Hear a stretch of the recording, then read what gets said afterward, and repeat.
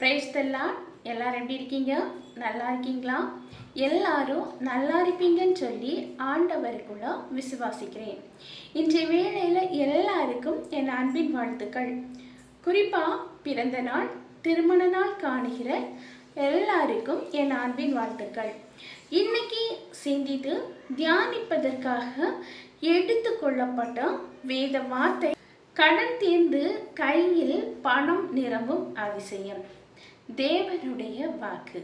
ஆம் பிரியமானவர்களே, வாழ்க்கையில் கடன் பிரச்சனை நிமித்தமாக கண்ணீரோட வேதனையோட கூட இந்த வீடியோவை நீங்கள் பார்த்துட்டு இருக்கலாம். என்னுடைய வாழ்க்கையில் எப்போ இந்த கடன் பிரச்சனை மாறும், எப்போ என் கண்ணீருக்கு ஒரு விடுதலை தருவார் ஏசப்பா அப்படின்னு சொல்லியெல்லாம் பல கலக்கத்தோட கூட இந்த வீடியோவை நீங்கள் பார்த்துட்டு இருக்கலாம். இப்போ ஆண்டவர் உங்கள் வாழ்க்கையில் கடனை தீர்த்து உங்கள் கண்ணீரை தொடச்சி ஒரு பெரிய அதிசயத்தை செய்வார்.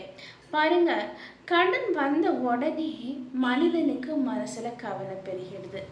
என்னமோ தெரியாது, கடன் வாங்கும்போது கடனை அடைச்சிடலாம் அப்படிங்கிற ஒரு தன்னம்பிக்கையோட ஒரு நம்பிக்கையோட கூட கடனை வாங்குறோம். ஆனா அந்த கடன் நாட்கள் போக போக அடைக்க முடியாம கஷ்டப்படும் போது தன்னறியாமையே பயம், கவலை, துக்கம் எல்லாம் மேற்கொண்டுருது.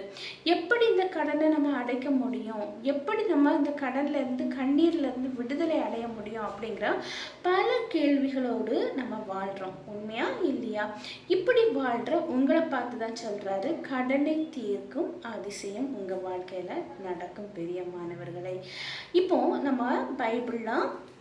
நம்ம பைபிளில் உபாகமம் 28வது அதிகாரம் 12வது வசனத்தை எடுத்து நம்ம படிக்கும்போது, கர்த்தர் உனக்கு தமது நல்ல பொக்கிஷசாலியாகிய வானத்தை திறப்பார்.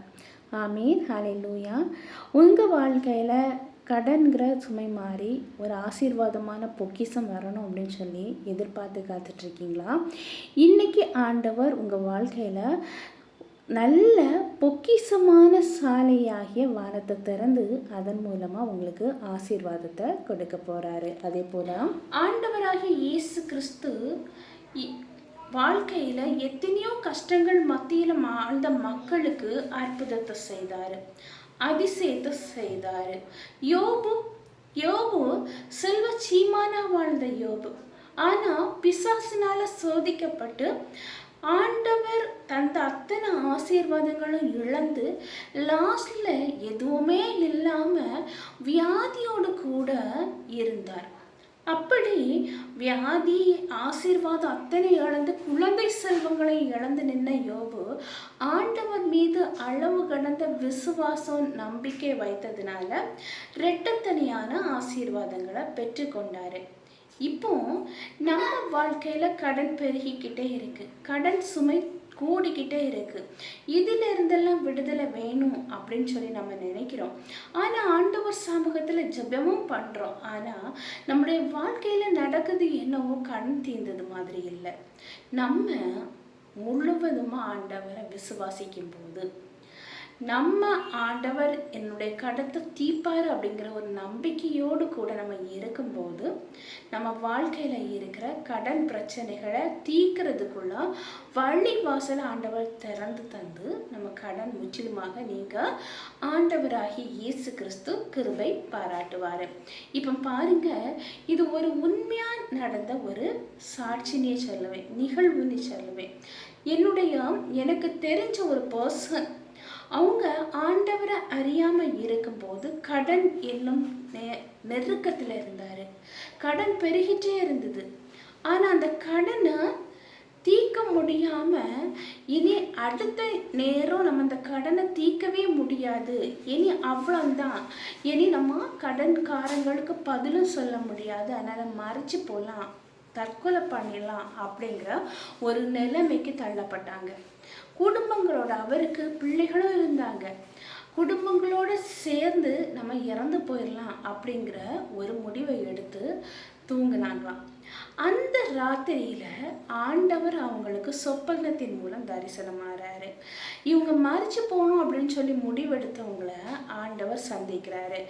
இவங்க இனி முடியாது அப்படிங்கிற ஒரு நிலைமையில இருக்கும்போது அந்த சொப்பனத்தில் ஆண்டவர் அவருடைய கல்வாரி சிலுவையில் அறையப்பட்ட ஆணி பாய்ந்த தழும்புகளோட கரத்தை கீழே தூக்கி கையை கொடுத்து, நான் உன்னோடு இருக்கிறேன், பயப்படாதே அப்படிங்கிற ஒரு வாக்கு தத்தத்தையும் கொடுத்து அந்த கையை பிடிக்க ஆண்டவர் கிருபை செய்திருக்கிறாரு. இது தரிசனத்தில் சொப்பனத்தில் அவங்க கண்டது.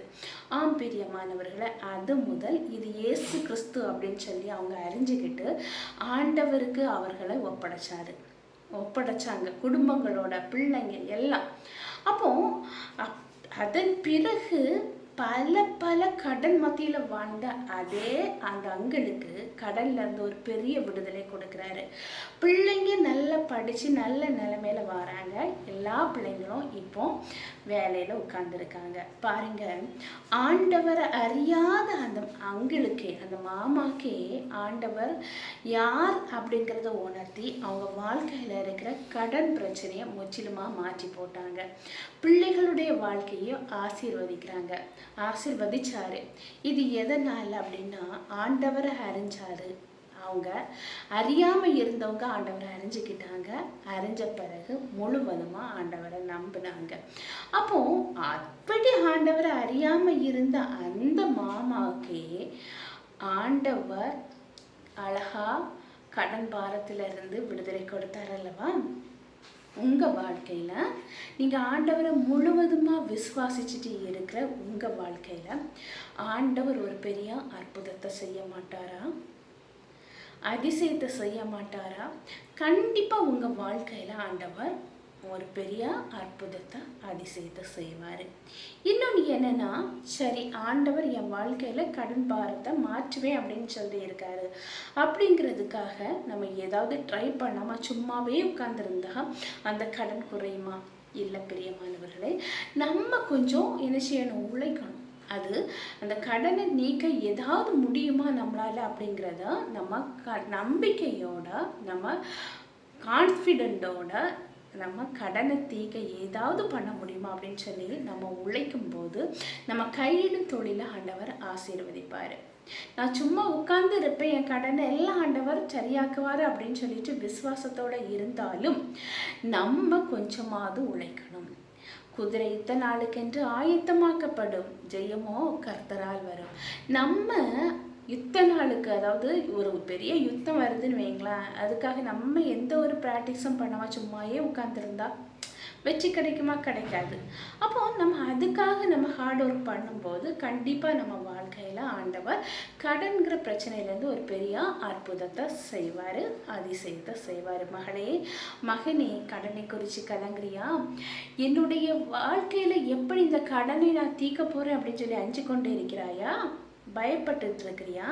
உன் வாழ்க்கையில் இருக்கிற கடன் சுமையை நான் மாற்றுவேன் அப்படின்னு சொல்லி ஆண்டவர் இன்னைக்கு உங்களை பார்த்து வாக்குத்தத்தம் கொடுக்குறாரு. அதுக்கு நீங்கள் ஆண்டவர் மீது அளவு கடந்த அளவு விசுவாசத்தோடு நீங்கள் இருக்கும்போது உங்கள் வாழ்க்கையில் ஆண்டவர் அற்புதத்தை செய்வார். இப்போ சின்ன ப்ரேயர் பண்ணலாமா?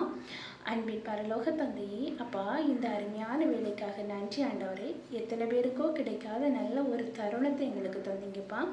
அந்த மேலான கிருபைக்காக நன்றி ஆண்டவரே. இப்பொழுதும் ஆண்டவரே, என்னோடு கூட சேர்ந்து ஜெபிக்கிறேன் ஒவ்வொருவரையும் கண்ணோக்கி பார்க்க வேண்டும் என்று ஜெபிக்கிறேன் ராஜா. வாழ்க்கையில் கடனை குறித்து அப்பா கண்ணீரோட வேதனையோட என் கடன் மாறாதா, என் கவலை நீங்காதா அப்படின்னு சொல்லி கண்ணீரோட ஜெபிக்கிற, விசுவாசத்தோடு ஜெபிக்கிற ஒவ்வொருவரையும் கண்ணோக்கி பார்க்க வேண்டும் என்று ஜெபிக்கிறேன் கர்த்தாவே. அவங்க வாழ்க்கையில் இருக்கிற கடன்கிற சுமையை மாற்றி போட வேண்டும் என்று ஜெபிக்கிறேன்ப்பா. அவங்க வாழ்க்கையில் ஒரு பெரிய அற்புதத்தை செய்ய வேண்டும் என்று ஜெபிக்கிறேன், அதிசயத்தை செய்ய வேண்டும் என்று ஜெபிக்கிறேன். ஒவ்வொருவருடைய வாழ்க்கையிலையும் இங்கே அற்புதம் செய்வதற்காக நன்றி ஆண்டவரே, அதிசயம் செய்வதற்காக நன்றி. ஒவ்வொருவரையும் தாழ்த்தி உம்முடைய கரத்திலே ஒப்படைக்கிறேன். நீங்கள் பொறுப்படுத்தி வழி நடத்தி செல்லுங்க. மீட்பர் இயேசுவின் மூலம் ஜெபம் கேளும் அன்பு நிறைந்த பரம தந்தையே, ஆமீன் ஆமீன். கர்த்தர் உங்கள் ஜெபத்தை கேட்டிருக்கிறாரு. கண்டிப்பாக உங்கள் வாழ்க்கையில் ஆண்டவர் அற்புதத்தை, கடன்கிற ஒரு பாரத்தை மாற்றி போட்டு அற்புதம் செய்வார். கர்த்தர் தாமே இவ்வார்த்தைகளை ஆசீர்வதிப்பாராக. ஆமீன் ஆமீன். ஹல்லேலூயா.